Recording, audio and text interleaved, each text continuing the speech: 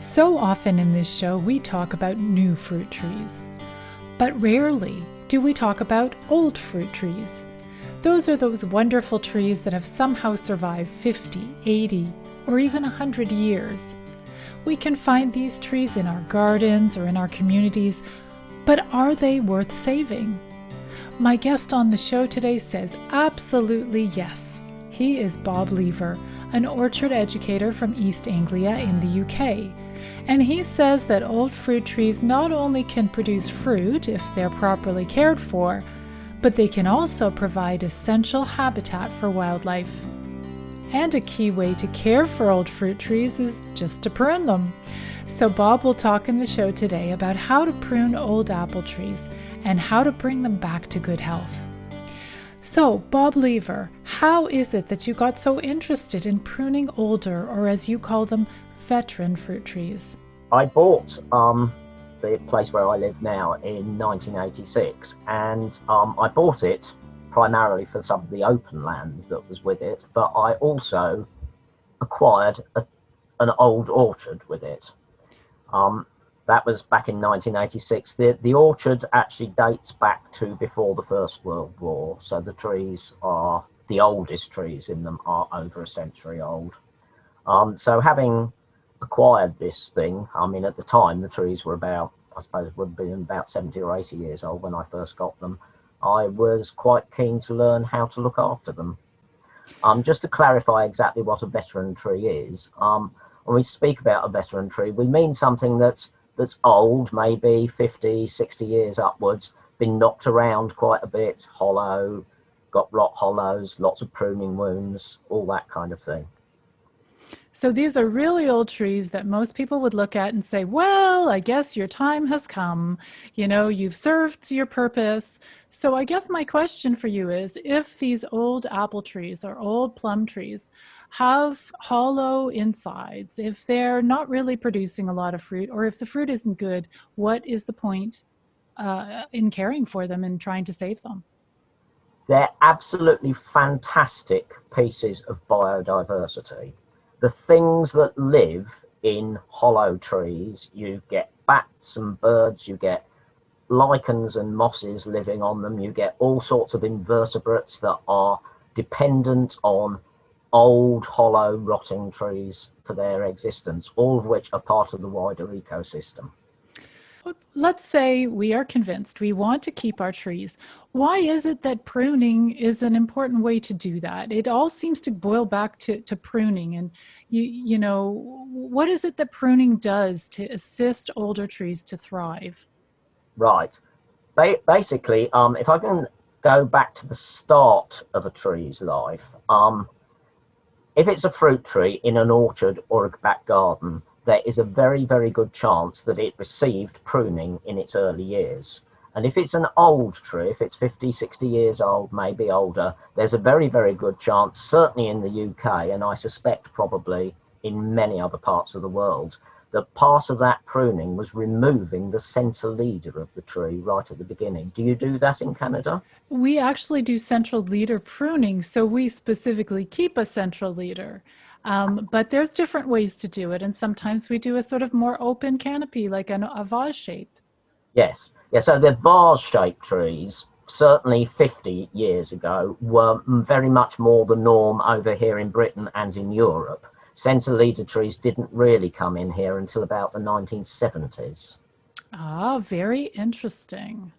So the main thing about removing a centre leader is that you then, much further down the line of the tree's life, introduce structural weaknesses, because by removing the centre leader you make branches spread out, and when branches spread out they get longer and longer and heavier, and in a veteran tree the trunk might be completely hollow, the branches might be completely hollow, and then you need to prune them to prevent the trees from simply splitting apart. And we're going to go into this in a minute, but we have a few emails. So let's say hi to our listeners. This one is from Robin. Hi, a question for your show. I have a question about a poor old apple tree. It's probably at least 40 years old. We did not plant it at the house. It was old when we arrived 8 years ago. It produces lots of green, small, not great apples. This year, it hardly flowered at all, which is the first time that's happened. I think we should prune it back because it probably brings in pollinators for the younger trees. It's on sandy soil and is shaded a little by very large walnut trees. So Robin asks, and she doesn't say, oh, she's from Michigan, should I keep it and prune it for pollinator attraction, or should I replace the tree? So we had been, Bob, talking about these older trees that are pruned into that cup or vase shape. But what Robin is saying, she's got a tree that's a little older. And what she's asking essentially, is pruning going to attract more pollinators? Is it going to save the tree? Well, it depends. One of the things I will say is that large walnuts are not very good by apple trees. They can be quite hostile to them. So maybe one of the reasons the trees is looking a bit sad is because it's by some big walnuts. But nonetheless, it is still worth doing a bit of rejuvenative pruning if possible, because I always say, don't prune too much. Don't take more than about 20% of the live canopy out at any time. But by a little bit of light pruning, you might be able to regenerate some new growth. That is the whole point of regenerative pruning, is you're trying to get some new growth more towards the center of the tree so that you can cut longer, heavier, and potentially sort of branches that might break back. You can shorten them. We have another question here, and let's see. It's Tim in North Idaho. I have a 60-year-old winter banana apple, an heirloom cultivar, that has a few broken off branches that have left large holes in the trunk of the tree. I've heard that filling the hole with concrete will help, although this seems to me that this will just close in and rot, and it might be better to let it breathe. What say you? Tim in North Idaho. Right, very, very definitely not concrete. I know they did used to do that in the past. I know of trees that have had concrete put in them. It is not helpful. Going hollow in the middle is part of the natural aging of a tree, and any engineer will tell you that under stresses like wind and that a tube is more stable than a solid cylinder because it flex. So old trees get hollow. There was a famous chap who was an arboriculturalist at Kew Gardens in London, and I can't remember his name, unfortunately. He said trees don't get hollow because they get old. They can grow old because they get hollow. So hollow trees are absolutely fine. You just need to consider that hollowness when you're looking at the whole canopy of the tree. So what's your strategy to look at that messy old tree and to start cleaning it up?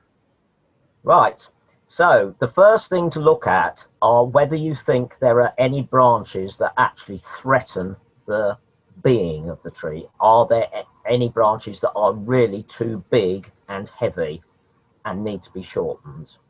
And they might be tall branches or they might be long branches. Or quite often what you get if you get big arching hollow branches, very often you'll get a huge great branch going straight up the top off the arching branch, which is solid because it's only maybe about 20 or 30 years old.